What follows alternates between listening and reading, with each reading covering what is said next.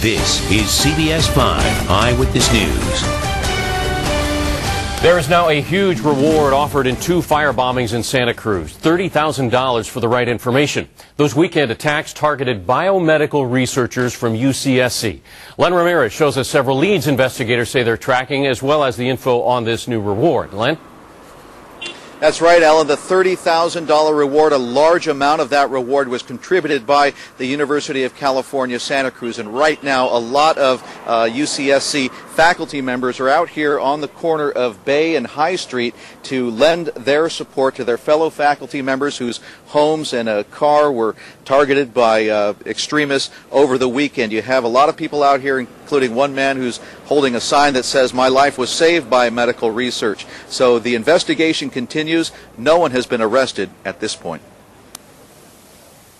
The FBI and Santa Cruz police are saying very little about the 2 firebombs that were set off at the homes of 2 UC Santa Cruz researchers. They've been described as Molotov cocktails on steroids. But one investigator told CBS 5 that the device used on the doorway of a home on Village Circle was too big and heavy to throw, that it had to have been placed by hand and then set off. The threats and attacks are shocking and abhorrent. Today, Santa Cruz Mayor Ryan Coonerty condemned the attacks that took place early Saturday morning. The first occurred at about 5:43 a.m. at the home of researcher David Feldheim. Feldheim was asleep inside with his wife and 2 small children. The family escaped with minor injuries out a second-story window using a ladder. About 4 minutes later, a second device was used to burn the car of another UCSC researcher that was parked in the driveway of his home on Dickens Way on the UC campus. Let me be clear. This is not protest, this is terrorism. The terrorist actions were not just an offense against the 2 families, but against our community as a whole. Police are investigating possible links between the 2 cases in a series of attacks by suspected animal rights extremists in the Santa Cruz area since 1997.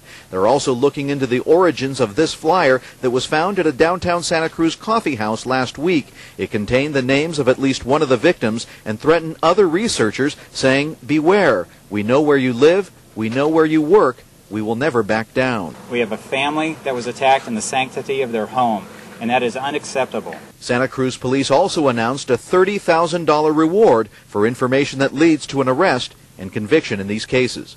We are not going to stop until we find those responsible. Researcher David Feldheim spoke out in the form of an email sent to the Santa Cruz Sentinel newspaper. He said that his family was very traumatized by the event over the weekend. He said that he had installed a motion detector and camera system at his house, Alan, because of some earlier threats that had come in. He says now that this has happened, it shows that they're apparently not afraid of those types of things, and he doesn't know what he's going to do next. He also said that he was hurt on the way down, coming down from that ladder, and he's on crutches now for at least the next few days. So, Len, are you led to believe then that there might be evidence on this surveillance system that police are looking at?